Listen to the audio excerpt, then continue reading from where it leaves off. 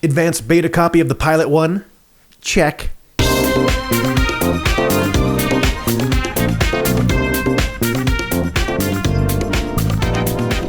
Greetings and salutations, I am Scojo in 360, and yes, you are seeing correctly. I did get an advanced beta model of the Labpano Pilot 1. They had the Pilot era before this.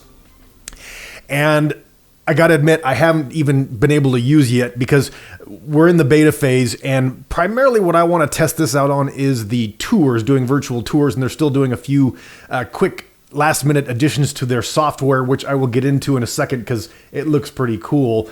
So this is not a hands-on review just yet. I did see a review from Sarbja Hall. He is also a 360. He's a YouTuber. I'll try to leave a link to his review in there where he does have some sample footage. Great video that he put up there. I'm just going to kind of break down some of the things about it that you might want to take a look at, especially if you want to make money in 360. Now, the Pilot 1 is an 8K camera. It does have 4 lenses, and it has a pretty sizable display on it. That's one of the things I like about this thing, is it's very much a self-contained unit, and that comes in very handy because, as many of you know, when you got your cell phone and your camera and all that stuff, it gets a little bit bulky, but boy, this thing is a pretty sizable display, and you can flip it around and all that fun stuff, so it's touch sensitive. Many different functions on this camera. Again, 4 lenses, shoots up to 8K. Now, there are a few conditions there, and they do have other frame rates you can get available, but a nice looking display, decent size, and it comes with some great features. Let's break them down.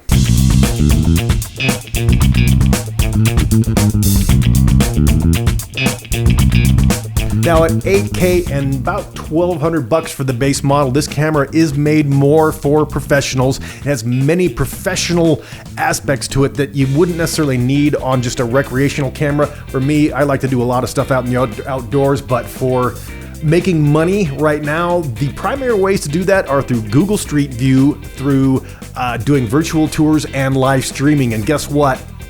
All 3 on the Pilot 1.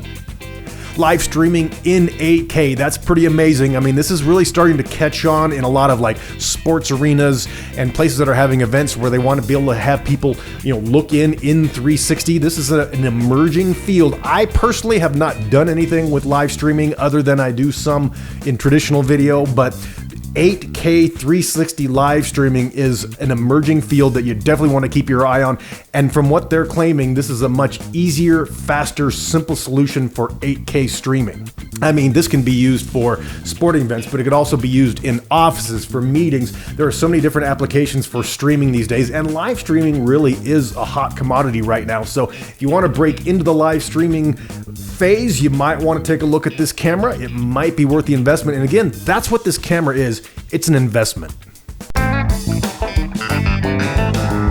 Next up is the Google Street View. Now, this is another thing that a lot of people have been getting into. I personally have not done it, but Google Street View is a way that people are making money. You can take one of these suckers out and either do a virtual tour or get a picture out front of an establishment, get some money from them for that.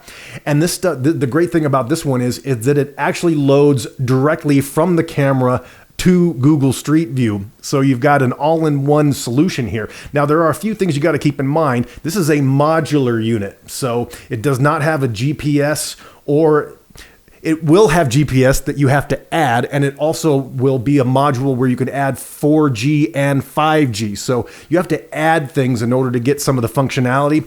But with this, you can do Google Street View and upload it directly. Now, Google isn't just going to hand you money to do this. You are still going to have to get out there and work the pavement and all that stuff. But to be able to have this all in one function, in one camera, and not have to go into your computer and all that other fun stuff is a pretty big upgrade. Many people will want to put this on top of their car or on a helmet with their bicycle and go around and get Google Street View. Basically, what you really need to do to get into Google Street View is start uploading a lot of images and become a trusted Google Street View photographer. So you're going to want to get something like this, get out there, take a lot of pictures, start building up a resume, and then you can start selling yourself to local establishments. And then the next thing would be the virtual tours. The virtual tours is really why I'm looking at this camera. I have just gotten my hands on the Bushmen Monopod V2, which is just amazing. It's such a nice monopod. I have a video, my last video was about this one. This thing comes with a base and a 400 gram weight that screws in on the bottom here. If you're watching this right now and you've done any tours, you've probably had a scratched lens at some point, and that's because you might be an idiot like me, but mine blew over with the old base for this and it didn't have any weight. Now, I did eventually go out and get an actual like little 2-pound weight that you might use to do an arm curl, burn some calories, and it worked pretty good, but this is built into the system, so now I've got myself a great virtual tour camera that I can use quickly. And the Pilot Tour software, if it is anything like what it looks like it's going to be, oh yeah. Now, I've been using Veer.tv for my 360 tours. I've done several cannabis dispensaries because I'm in a legal state. I've done a vacation home, and I've done a full-blown home, about a $700,000 home, making a tour of that. And that is a great place to start making money. Virtual tours are probably the most immediate place to start making money. So this is an investment that you're going to want to look at for the long term. As I said, I've been using Veer.tv, but the problem is they are starting to shift away from allowing commercial use, so you have to start looking at other softwares. Now, there is Matterport and many other options that are out there, but Pilot One is going to come with its own tour software, so you just shoot with this, and it is self-contained. It will, once you're around Wi-Fi, or if you have the 4G, 5G, it will upload to the internet, to the tour software on its own, so you can then take it in and work this out. Now, I have not worked the software yet, but for the fact that they're thinking that far ahead and being able to have an all-contained system is huge. I can't wait to get my hands on it. That will be the next video you see about the Pilot One, will be me going out and doing a tour. We're just waiting for the last few things on the software to get tied together, and I'm waiting on a museum to get back to me because they got a Burning Man exhibit, and oh yeah, I want to do a tour of that. Now, if you're someone who likes to tinker around, the good news is this is an open platform, so you can actually create your own apps to help you with the functionality of what you're doing. I think this is huge. Now, I probably won't be able to use this because I use computers, but I wouldn't say I'm a complete diehard computer geek.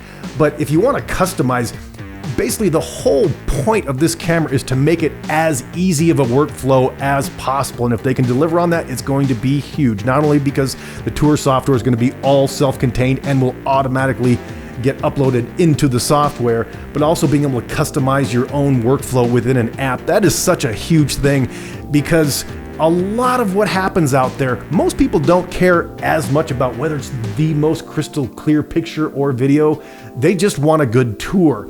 And so for you, where you will make money and save time is by saving time, so that you're not spending 8 hours building a tour. You can just pull together one in about an hour. Now, they are boasting this Pilot Steady Stabilization. Again, one of these things that it looks great, but most 360 cameras now have good stabilization, so I wouldn't say this is a huge feature of this thing, but just keep in mind that all 360 cameras come with pretty good stabilization. Now, within the camera itself, it comes with a lot of great functions.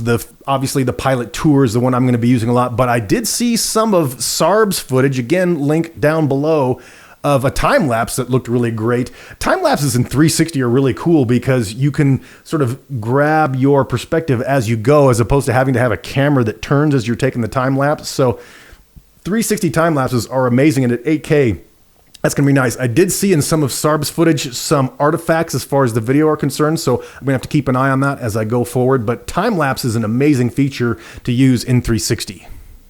Now, you can get 8K photos out of this. You can also get 6K, 4K, and down. And then also there are two different settings for stitched video and unstitched video. The weird thing about this, and I'm still trying to get figured out, is in the stitched video setting, which means it's going to stitch it, on the fly, you don't get very many frame rates, very low frame rates, so don't know why it's there. Unstitched video, you can get 24 frames per second at 8K and then 30 frames a second at 6K.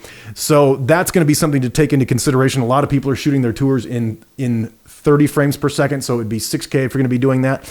But all in all, you get some pretty decent frame rates out of this thing.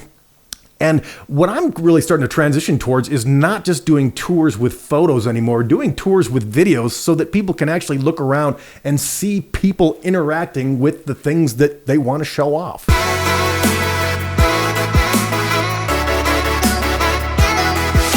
So considering I haven't even used this thing yet, my impressions are actually very positive. It's not the lightest camera in the world. It is going to be a little bit dangerous because you got 4 lenses, but it does